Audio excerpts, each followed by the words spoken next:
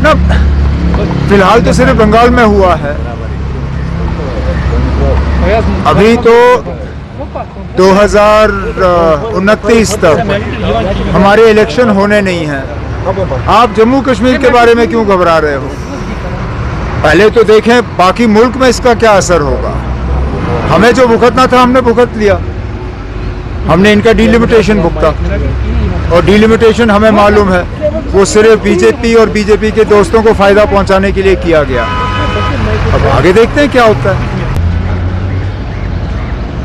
इसी से आपको बीजेपी के इरादों का पता चलता है। आया राम गया राम। एकनाथ शिंदे निकला क्योंकि बीजेपी ने उनको निकालने में मदद की। जाहिर सी बात है कि एलओपी साहब बेसब्र हैं जम्मू कश्मीर के वजीर आला की कुर्सी को पकड़ने के लिए। मैं एलओपी साहब को सिर्फ इतना ही कहूंगा, नेशनल कॉन्फ्रेंस में कोई एकनाथ शिंदे नहीं है। नेशनल कॉन्फ्रेंस के एमएलए डट के नेशनल कॉन्फ्रेंस के साथ हैं। कैबिनेट की एक्सपेंशन रुका इसलिए है क्योंकि हमें रियासत का दर्जा नहीं दिया गया। कैबिनेट की एक्सपेंशन डर के वजह से रुका नहीं है, और इसलिए मैं बार बार कहता हूं एलओपी साहब अपने इन बयानों से साबित करते हैं कि जब तक बीजेपी को हुकूमत नहीं मिलती तब तक वो हमें ठीक तरह से काम करने नहीं देंगे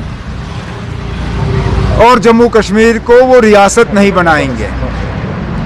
जम्मू कश्मीर के आवाम को और बिलखसूस उन लोगों को जिन्होंने बीजेपी को पिछले इलेक्शन में वोट दिए, उनको इस बात का जो है अब इस चीज़ को याद रखना चाहिए कि ये एलओपी साहब और उनकी पार्टी जो है ब्लैकमेल की सियासत करती है और यहाँ के लोगों को स्टेटहुड के नाम पे जो है डराया और धमकाया जा रहा है।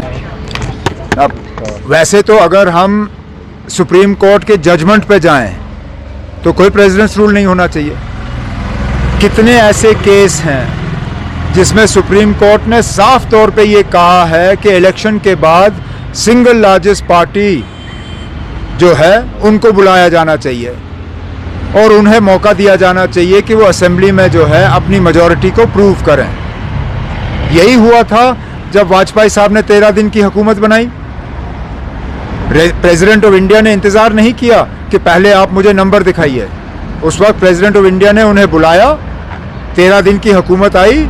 जब वाजपेयी साहब के पास नंबर नहीं थे उन्होंने इस्तीफ़ा दिया।